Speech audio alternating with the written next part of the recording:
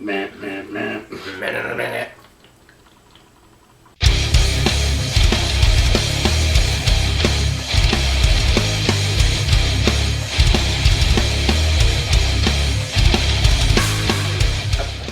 Frost. Shua. Mercer. We reviewed Steakland 2. We're reviewing. Ha! Got you before you got me. Damn.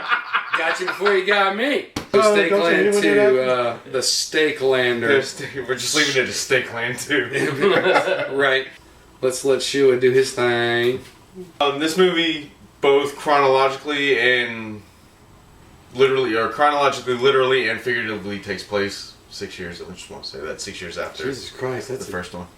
That's serious business. That is. I know. Connor Paolo plays. I can't remember his name. Martin. Nick D'Amici plays Mister. Nick D'Amici also wrote the first Steakland and now this one. And there's rumor, and he's considering renting a third one. Besides those two, you have Laura Abramson,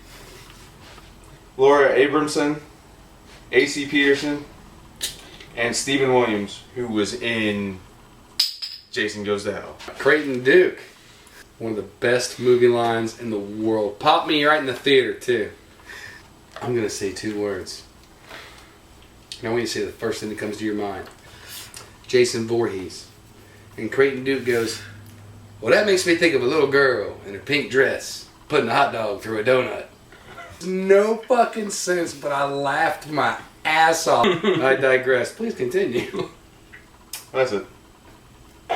Well, Mercer, would you like to give it a shot for some internet fame? I'll give it a shot. So this movie picks up, as she was said, 6 years after the first one ended, right?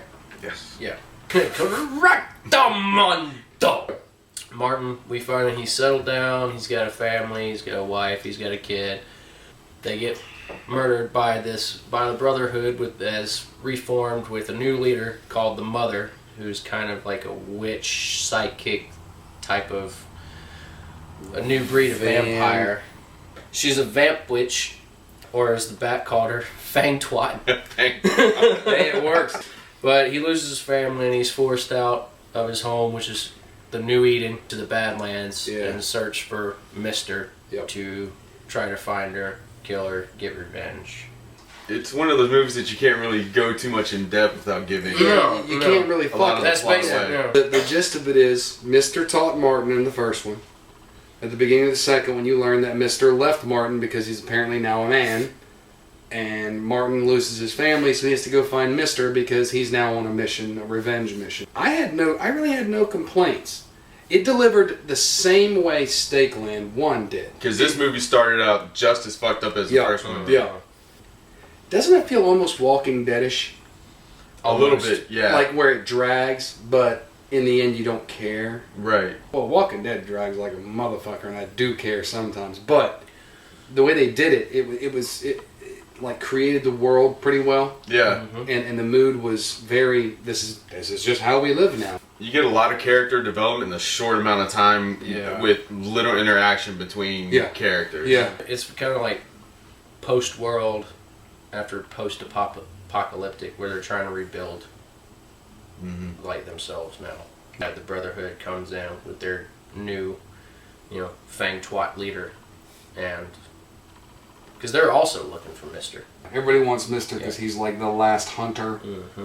So that's what they bill it. That's why he's the Steaklander, which is the shittiest Steaklander. There's the only one.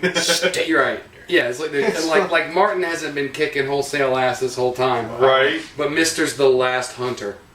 No, the fuck he's not. He taught this little shit who now can grow a beard. Yeah. It was made from Nick D'Amici's fucking pubic hairs. Could have been. Of course, if you like Steakland, you'll like Steakland too. You'll like this one. But it's almost like a sort of like an old like a Mad Max meets Walking Dead, but it's vampires kind of shit. There's some decent scenes in there. For this being a sequel, it holds its own as far as comparison to the first one. Makeup was awesome too. Makeup did really fucking awesome. It kind of reminded me of the it. From Dusk Till Dawn. Yeah, with the nose and the wrinkles in the forehead. A cross between that and some Walking Dead makeup, actually. Right. But This was a made-for-TV movie that premiered on Sci-Fi. Most sci-fi movies that I've seen, very digital effects enhanced and stuff like that. You don't really see fucking any Sharknado's of real, damn it. I don't know how they got them sharks up in that funnel. that. This one is like zero to none of that. Yeah, with the amount of straight. right. We're just gonna use whatever's around us, but we're gonna make it look awesome. I haven't seen a sci-fi movie in a while. A legit like made for sci-fi movie with the one thing I noticed was with Walking Dead being on AMC. Yeah. Compared to what like the movies that I'm used to being on the Sci-Fi Channel, this one was like a lot. I'm using a lot like loosely. A lot gorier than what you're used to seeing. Yeah. This one almost looks like it could have been made for AMC. Right. Yeah. So that's where it definitely gets the Walking Dead vibe. And again, it's episodic. Nothing really too over the top either. It's episodic. I mean, it follows one quite well, and I don't have any complaints. Go see it. Well, go see it. Look at Netflix. Go to your living room and see it. Both of them are on Netflix, so you can still watch so you can marathon it. 1 and then 2. Yeah. Right. Frost. Sure. Mercer. You'll see us next time.